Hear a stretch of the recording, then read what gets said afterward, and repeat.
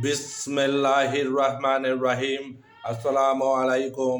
আজকে সূরা সাবার 14 নম্বর আয়াত নিয়ে আলোচনা করতে চাই। যখন আমি সুলাইমানের মৃত্যু ঘটালাম, তখন ঘুন পোকায় জিনদেরকে তার মৃত্যু সম্পর্কে অবহিত করল। তার লাঠি খেয়ে যাচ্ছিল। তিনি যখন মাটিতে পড়ে গেলেন তখন পড়ে গেলেন তখন জিনেরা বুঝতে পারল যে অদৃশ্য বিষয়ের জ্ঞান তাদের থাকলে তারা এই লাঞ্ছনাপূর্ণ শাস্তিতে আবদ্ধ থাকতো না।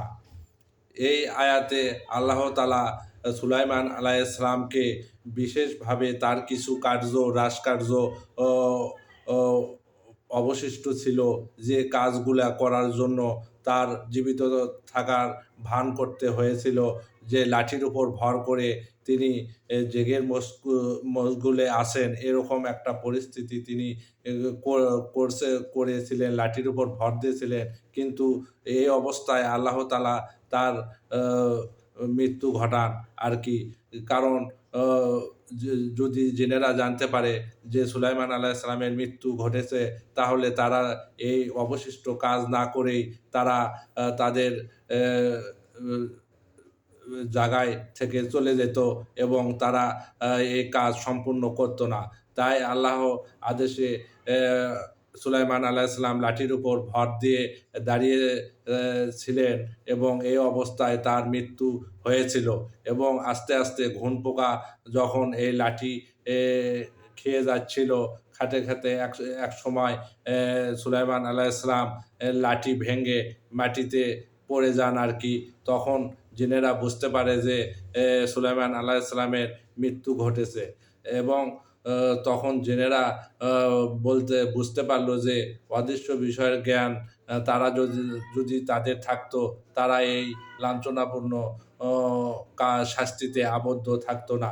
মানে তারা এই কাজ করাকে বা এই যে সুলাইমান আলাইহিস সালামের অধীনে থাকাকে লাঞ্ছনাপূর্ণ মনে করত এবং তারা সেই কাজ সঠিকভাবে করেই যাচ্ছিল, কারণ তারা অদৃশ্য বিষয়ে জ্ঞান তাদের ছিল না। তখন সুলাইমান আলাইহিস সালামের সময় জিনদের ভেতর এরকম একটা প্রচলন ছিল যে তাদের অদৃশ্য বিষয়ে জ্ঞান রয়েছে। আল্লাহ তাআলা সুলাইমান আলাইহিস সালামের মৃত্যু ঘটানোর মাধ্যমে তিনি লাঠিতে ভর করেছিলেন, এটা দেখে জিনরা বুঝতে পারছিল যে তিনি আসলে জীবিতই আছেন, হয়তো আল্লাহর কোনো জিকির মশগুলে রত আছেন, তাই তার সঙ্গে কথা বলেনি। কিন্তু তিনি ওই লাঠিতে ভর করা অবস্থায় মৃত্যুবরণ করেছিলেন, কিন্তু সেটা জিনরা জানতে পারেনি।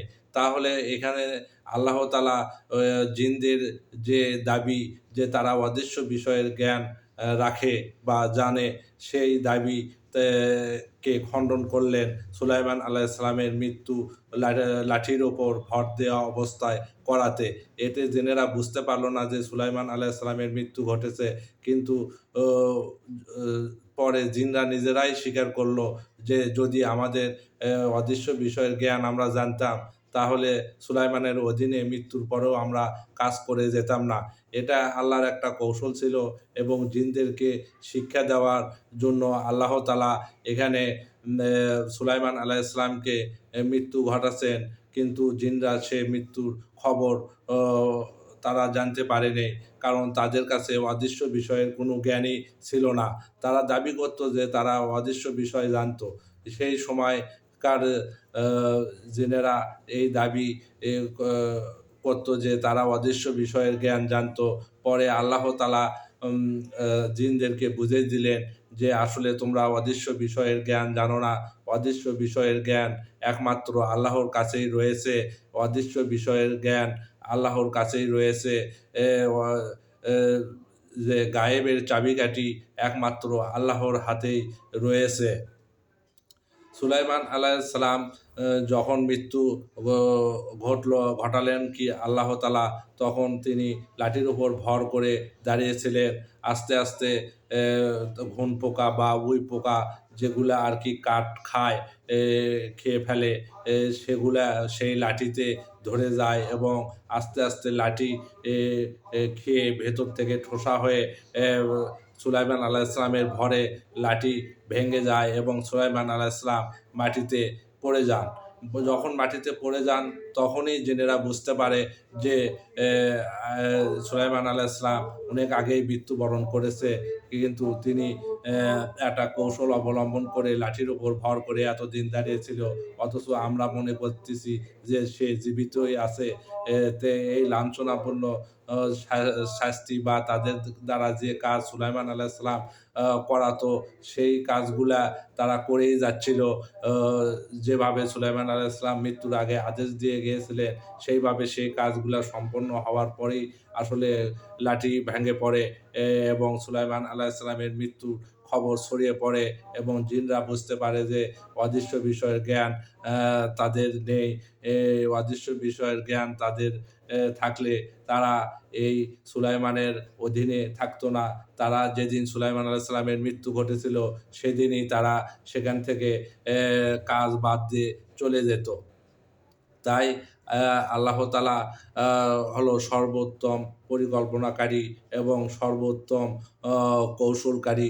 তিনি কৌশলে সুলাইমান আলাইহিস সালামকে লাঠির উপর ভর করিয়ে ওই অবস্থায় মৃত্যুবরণ করান এবং তার দেহ অ মোবারককে সজীব রাখেন যাতে জিনেরা বুঝতে পারে যে এ সুলাইমান আলাইহিস সালামের আসলে মৃত্যু ঘটেনি। এ তিনি জীবিতই আছেন এবং এই ভয়ে জিনেরা তার বিভিন্ন অ অসম্পন্ন কাজগুলো করে যাচ্ছিল এবং করতে, করতে যেদিন লাঠি ভেঙে সুলাইমান আলাইহিস সালাম মাটিতে পড়ে গেলেন, তখন অ জিনেরা বুঝতে পারল যে তাদের অ্যা নেতা বা তাদের আ ওস্তাদ মারা গেছেন সুলাইমান আলাইহিস সালাম। তখন তারা কাজ ফেলে চলে যায় এবং বলে যে, অদৃশ্য বিষয়ের জ্ঞান যদি আমাদের থাকতো, তাহলে আমরা এই লাঞ্ছনাপূর্ণ কাজে এতদিন নিয়োজিত থাকতাম না। তারা স্বীকার করলো যে অদৃশ্য বিষয়ের জ্ঞান আসলে আমরা জানি না। আমরা যে দাবি করছি সেটা মিথ্যা এবং আল্লাহ সেটা প্রমাণ করে দিলেন। আজকে এ পর্যন্তই। আল্লাহ হাফেজ।